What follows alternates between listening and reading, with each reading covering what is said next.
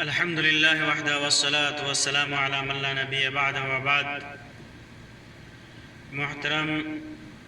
سامعین و ناظرین، اللہ تبارک و تعالی اپنے فضل و کرم سے جن ایام اور جن دنوں کو اہمیت اور فضیلت والا قرار دیتا ہے، ان میں سے چند ایام ذی الحجہ کے ابتدائی دنوں کے 10 دن ہیں، جنہیں عشرہ ذی الحجہ کہا جاتا ہے۔ ان 10 دنوں کی قرآن و سنت میں بڑی فضیلت مذکور ہے، اور احادیث نبویہ میں کئی جگہوں پر اس کے بعض اعمال کا ذکر ہے۔ آج کی اس مجلس میں انہی 10 دنوں کی فضیلت اور ان 10 دنوں میں کیے جانے والے بعض اعمال کی فضیلت کا ذکر کروں گا۔ اللہ تبارک و تعالی ہمیں سننے اور اس پر عمل کرنے کی توفیق عطا فرمائے۔ اللہ تعالیٰ نے قرآن مجید کے اندر ایام معلومات کا ذکر کیا ہے، چند معلوم ایام، اور ان ایام میں ذکر کرنے کا حکم دیتا ہے۔ اللہ تعالیٰ فرماتا ہے وَيَذْكُرُ اسْمَ اللَّهِ فِي أَيَّامٍ مَعْلُومَاتٍ۔ عبداللہ ابن عباس رضی اللہ تعالیٰ عنہ نے ان ایام معلومات سے ذی الحجہ کے ابتدائی 10 دن مراد لیا ہے، جیسا کہ امام بخاری نے تاکید کے صیغے کے ساتھ، جزم کے صیغے کے ساتھ تعلیقاً اپنے صحیح کے اندر ذکر کیا ہے، اور یہی قول ابو موسیٰ اشعری رضی اللہ عنہ اور مجاہد، عطا، سعید بن جبیر، حسن، قتادہ، ضحاک، عطا، ابراہیم نخعی رحمہم اللہ وغیرہ کا بھی قول ہے۔ اسی طرح اللہ تبارک و تعالیٰ ان 10 دنوں کی قسم کھاتے ہوئے فرماتا ہے وَالْفَجْرِ وَلَيَالٍ عَشْرٍ، فجر کی قسم اور 10 راتوں کی قسم۔ عبداللہ ابن عباس، عبداللہ ابن زبیر اور مجاہد رضی اللہ عنہم سے مروی ہے کہ 10 راتوں سے مراد ذی الحجہ کی ابتدائی 10 راتیں ہیں۔ اکثر مفسرین نے اسی قول کو، اسی تفسیر کو اختیار کیا ہے۔ اللہ رب العزت اپنی مخلوق میں سے کسی بھی مخلوق کی قسم کھاتا ہے یا خصوصی طور پر اس کا ذکر کرتا ہے قسم کھا کر کے، تو اس سے اس چیز کی اہمیت اور قدر و منزلت کا پتہ چلتا ہے۔ اللہ تبارک و تعالیٰ گویا بتانا چاہ رہا ہے کہ یہ چیز بڑی اہمیت والی ہے۔ تو ان 10 راتوں کی قسم کھا کر کے اللہ تبارک و تعالیٰ نے ان 10 راتوں کی اہمیت اور قدر و منزلت کی طرف اشارہ کیا ہے۔ اسی طرح عبداللہ ابن عباس رضی اللہ تعالیٰ عنہ سے مروی ہے، فرماتے ہیں کہ اللہ کے رسول صلی اللہ علیہ وسلم نے ارشاد فرمایا ما من ایام العمل الصالح فیہن احب الی اللہ من هذه الایام العشرہ، کہ 10 ذی الحجہ میں کیے گئے نیک عمل سے زیادہ اللہ تبارک و تعالیٰ کے نزدیک کسی دوسرے ایام کا نیک عمل پسندیدہ نہیں ہے۔ گویا ان 10 ایام میں اللہ تبارک و تعالیٰ جو عمل اس کا بندہ کرتا ہے، اللہ تبارک و تعالیٰ کے نزدیک بہت ہی محبوب ہے۔ صحابہ رضی اللہ تعالیٰ عنہم نے سوال کیا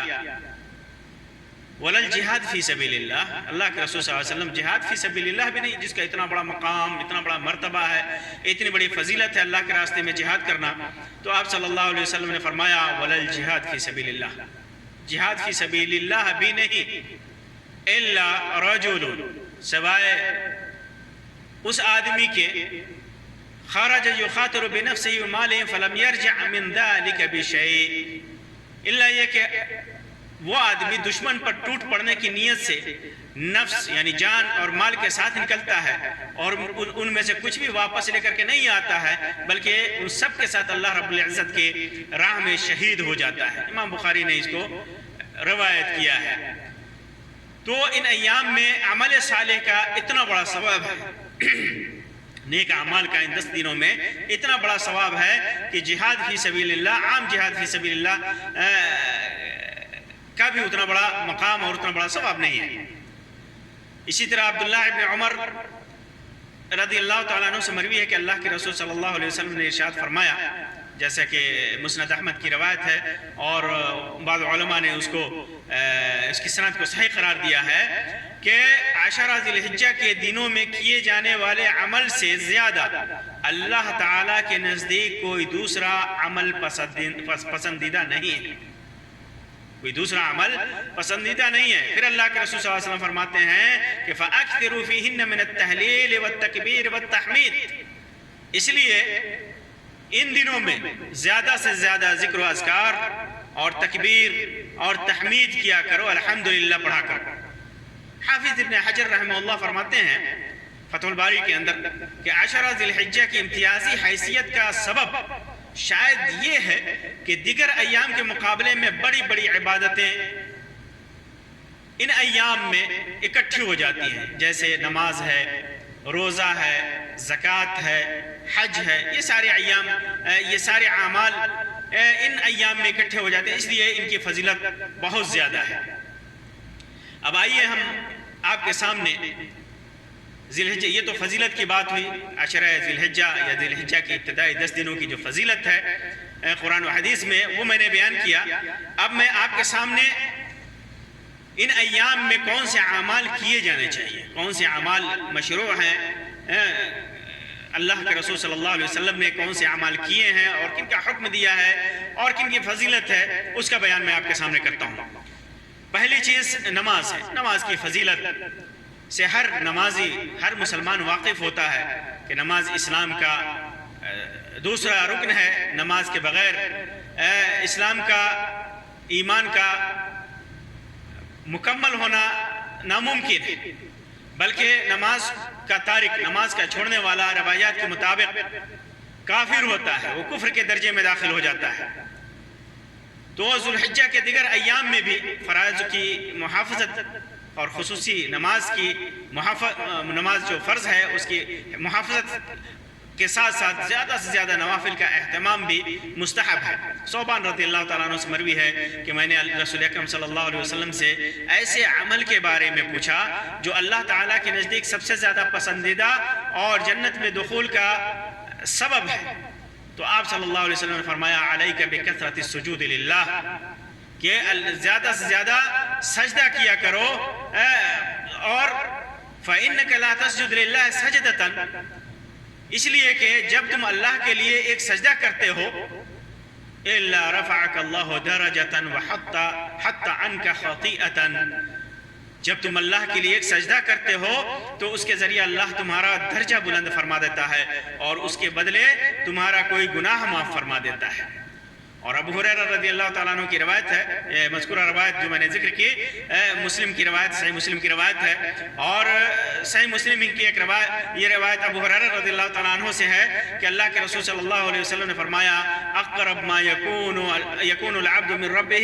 وهو ساجد فاکثر الدعاء، کہ بندہ سجدے میں اپنے رب سے زیادہ قریب ہوتا ہے، اس لیے سجدہ میں خوب دعائیں کیا کرو۔ اسی طرح ان ایام کے مشروع اعمال میں سے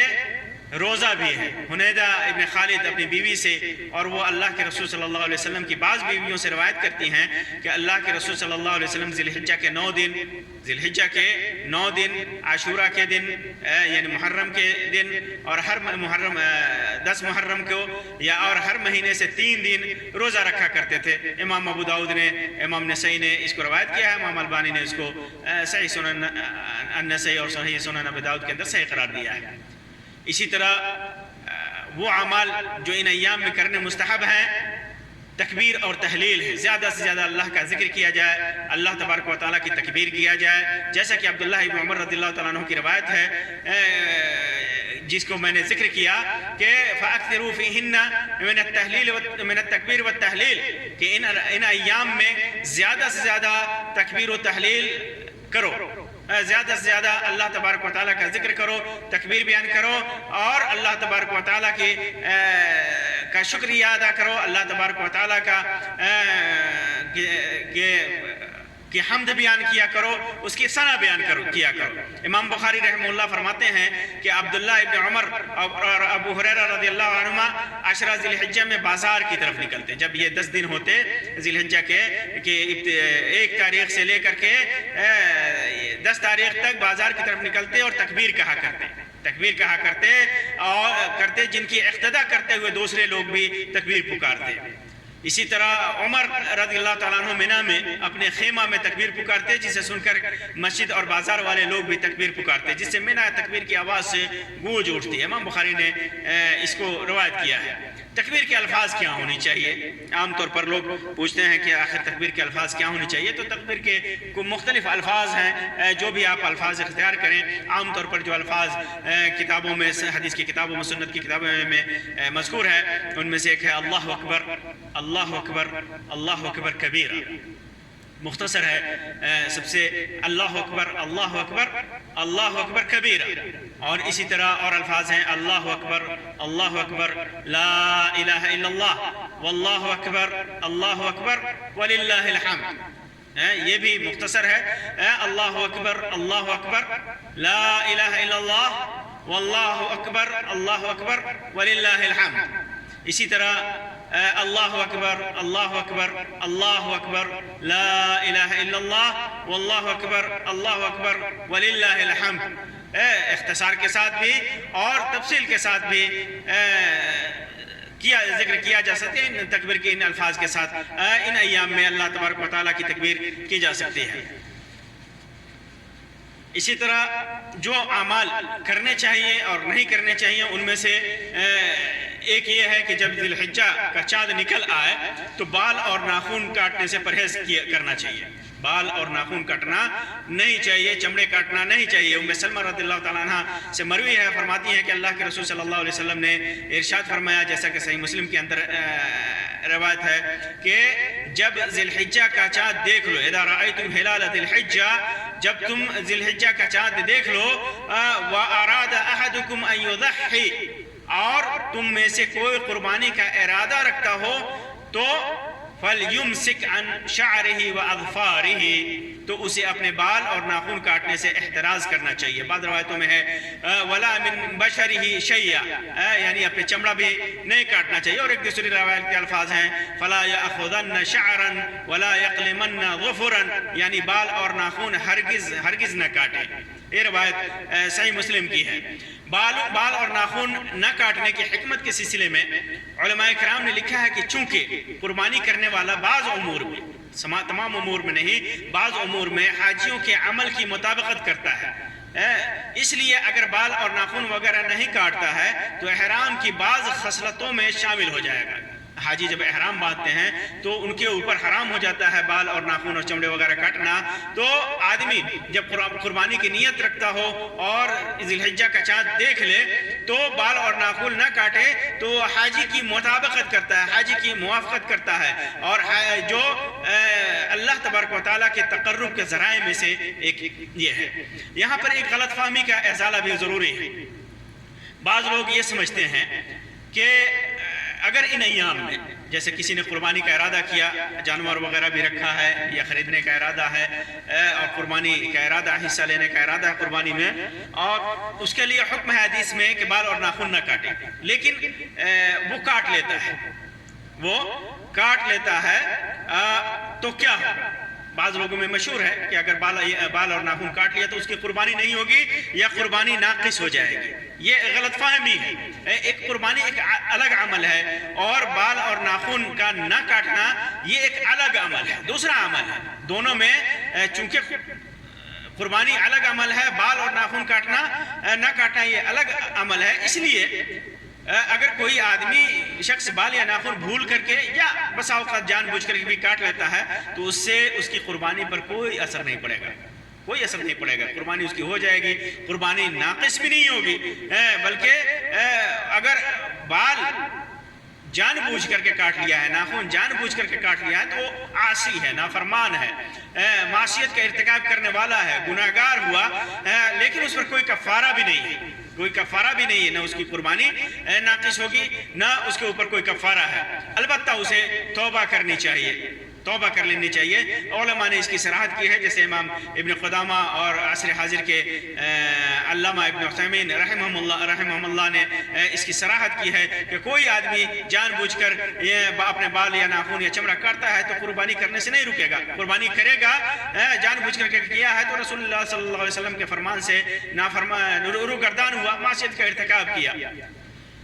اسی طرح ان ایام میں عرفہ کے دن کا روزہ ہے، عرفہ کا روزہ ہے جو غیر حاجیوں کے لیے، جو آدمی حج کرتا ہے وہ تو عرفہ میں قیام کرتا ہے، اس کے لیے روزہ اس دن ممنوع ہے کیونکہ عرفہ عید کا دن ہے، لیکن غیر حاجیوں کے لیے جو حج کے لیے نہیں گئے ہیں ان کے لیے عرفہ کے روزے کی بہت زیادہ فضیلت آئی ہے۔ اللہ کے رسول صلی اللہ علیہ وسلم نے فرمایا صیام یوم عرفہ احتسب علی اللہ ان یکفر السنہ التي قبلہ والسنہ التي بعدہ، عرفہ کے دن کا روزہ، عرفہ کا روزہ میں سمجھتا ہوں اللہ تبارک و تعالیٰ سے مجھے امید ہے کہ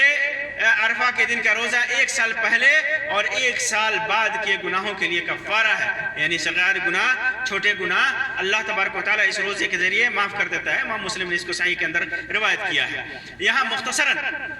حالانکہ وہ موضوع زیادہ طویل ہے، اگر اس بحث میں جائیں اور انشاءاللہ کسی مجلس میں میں اس کی بھی وضاحت کروں گا کہ عرفہ کے دن سے کیا مراد ہے۔ عرفہ کے دن سے مراد 9 ذی الحجہ نہیں ہے، 9 ذی الحجہ نہیں ہے، بلکہ عرفہ کے دن، جس دن حاجی مقام عرفات میں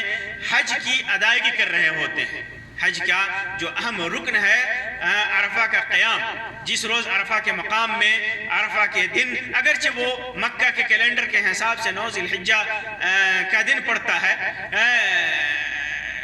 لیکن اعتبار حاجیوں کے مقام عرفات میں قیام کا ہے۔ جس دن حاجی قیام کریں گے اسی دن غیر حاجی روزہ رکھیں گے، کیونکہ یہ عرفہ کا روزہ ہے، 9 ذی الحجہ کا روزہ نہیں ہے۔ دنیا میں کہیں بھی کسی بھی دن 9 ذی الحجہ پڑے اس سے وہ مراد نہیں ہے، بلکہ عرفہ کے دن جس دن حاجی عرفات میں قیام کریں گے۔ پہلے زمانے میں لوگوں کو معلوم نہیں ہوتا تھا، اپنے قیاس اور اجتہاد کی بنیاد پر عام طور پر لوگ 9 ذی الحجہ کا، جب انہیں معلوم نہیں ہوتا تھا کہ کس دن چاند ہوا ہے کس دن چاند نہیں ہوا ہے، تو اپنے اجتہاد کی بنیاد پر وہ روزہ رکھا کرتے تھے، اور عام طور پر لوگ 9 ذی الحجہ کا رکھ لیا کرتے تھے۔ لیکن ابھی وہ عذر باقی نہیں ہے، ہر انسان، گلی کوچے کا انسان، چھوٹی چھوٹی گلی کوچوں میں رہنے والے، چھوٹی چھوٹی بستیوں میں رہنے والے، دور دراز علاقوں میں رہنے والے لوگوں کو بھی معلوم ہے کہ کس دن مقام عرفات میں قیام کرتے ہیں حاجی۔ تو اس لیے عرفہ سے مراد عرفہ کا دن ہے، وہ دن جس دن حاجی مقام عرفات میں قیام کرتے ہیں، اسی دن رکھنا چاہیے۔ ہمارے یہاں کے حساب سے چاہے وہ 8 ذی الحجہ پڑے، چاہے 9 ذی الحجہ پڑے، یا اور کوئی اور دن پڑے۔ اسی طرح مشروع اعمال میں سے ان 10 دنوں میں، 10 ذی الحجہ کے ابتدائی 10 دنوں کے مشروع اعمال میں سے عرفہ کا قیام بھی ہے مقام عرفات میں حاجیوں کے لیے، یہ حاجیوں کے ساتھ خاص ہے مقام عرفات میں قیام کرنا۔ یہ 9 ذی الحجہ کو یہ حج کا سب سے بڑا رکن ہے، اور وہ رکن ہے عرفہ کا قیام کرنا۔ اور اللہ تبارک و تعالیٰ دنیا کے تمام مسلمان اس دن، دنیا کے تمام مسلمان جو حج کے لیے جاتے ہیں کونے کونے سے، ایک ہی طرح کے لباس میں اللہ رب العزت سے رحمت اور مغفرت کے لیے دعا اور گریہ زاری کرتے ہیں۔ اسی دن مقام عرفات میں اللہ تعالیٰ ان پر فخر کرتے ہوئے ان کی مغفرت فرماتا ہے، جیسا کہ عائشہ رضی اللہ تعالیٰ عنہ کی روایت ہے صحیح مسلم کے اندر، فرماتی ہیں کہ اللہ کے رسول صلی اللہ علیہ وسلم نے ارشاد فرمایا ما من یوم اکثر من ان یعتق اللہ فی عبد من النار من یوم عرفہ سے بڑھ کر کوئی دن ایسا نہیں ہے جس میں اللہ تعالیٰ بندوں کو آگ سے اتنا زیادہ آزاد کرتا ہو جتنا عرفہ کے دن آزاد کرتا ہے۔ اور کیا ہے وَإِنَّهُ لَيَدْنُ، فرماتے ہیں کہ لَيَدْنُ، اللہ تبارک و تعالیٰ بندوں سے قریب ہوتا ہے، اور فرماتا ہے ثم یباہی بہم الملائکہ، فرشتوں کے سامنے بندوں پر کا حال دے کر فخر کرتا ہے۔ فرشتوں کے سامنے فخر کرتا ہے، دیکھو یہ میرے بندے، فیقول کہتا ہے ما اراد ہؤلاء، یہ میرے بندے کیا چاہتے ہیں مجھ سے، کیا چاہتے ہیں، میری رحمت اور مغفرت چاہتے ہیں، اور پھر اللہ تبارک و تعالیٰ ان کی مغفرت کرتا ہے، انہیں بخش دیتا ہے۔ اسی طرح ان 10 دنوں میں ذی الحجہ کے ابتدائی 10 دنوں کا آخری دن یوم النحر کا ہوتا ہے، یوم النحر یعنی قربانی کے دن کا ہوتا ہے۔ ذی الحجہ کا 10واں دن جو قربانی کا ہوتا ہے، ان میں 10 دنوں میں انہی 10 دنوں کے آخری دن میں پڑتا ہے، جس کے اندر اللہ کے رسول صلی اللہ علیہ وسلم نے ارشاد فرمایا ان اعظم الایام عند اللہ تبارک و تعالی یوم النحر ثم یوم القر، اللہ تبارک و تعالیٰ کے نزدیک سب سے عظیم دن یوم النحر یعنی قربانی کا دن ہے، پھر یوم القر ہے یعنی قربانی کا دوسرا دن یعنی 11ویں ذی الحجہ ہے۔ سنن ابی داؤد اور مسند احمد کے اندر یہ روایت ہے، امام البانی نے اس کو صحیح سنن ابی داؤد کے اندر صحیح قرار دیا ہے۔ تو یہ ذی الحجہ 10 ذی الحجہ جو ان قریب 1 2 3 دن کے بعد ہمارے سامنے ہمارے لیے آنے والا ہے، یہ دن شروع ہونے والا ہے، تو ان ایام کی فضیلت اور ان ایام میں کیے جانے والے اور نہ کیے جانے والے اعمال کے سلسلے میں مختصر میں نے آپ کے سامنے بیان کیا ہے۔ اللہ تبارک و تعالیٰ سے دعا ہے کہ اللہ تبارک و تعالیٰ زیادہ سے زیادہ ہمیں ان ایام میں اور دیگر ایام میں بھی اپنی عبادتوں کی توفیق عطا فرمائے، اور ان عبادتوں کو، ان اعمال کو، ان نیکیوں کو ہماری مغفرت اور اپنے قرب اور رحمت کا ذریعہ بنائے۔ آمین رب العالمین، وآخر دعوانا ان الحمد للہ رب العالمین، وصلی اللہ علی خیر خلقہ وسلم، والسلام علیکم ورحمۃ اللہ وبرکاتہ۔